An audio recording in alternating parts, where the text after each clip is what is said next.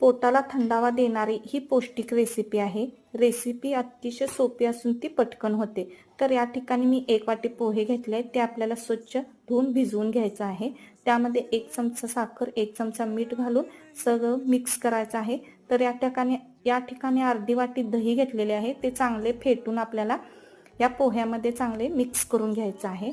तर आता कढईमध्ये मी 2 चमचे तेल गरम करून घेतले आहे व त्यामध्ये शेंगदाणे चांगले तळून घ्यायचे आहेत. तर आता फोडणीसाठी जिरे, मोहरी, हिरवी मिरची, कढीपत्ता हे सर्व आपण टाकून चांगले मिक्स करून घ्यायचं आहे आणि गॅस बंद करून आपल्याला यामध्ये पोहे ओतून घ्यायचे आहेत आता. आणि ते आता सर्व एकत्र मिक्स करून आपल्याला चांगले मिक्स.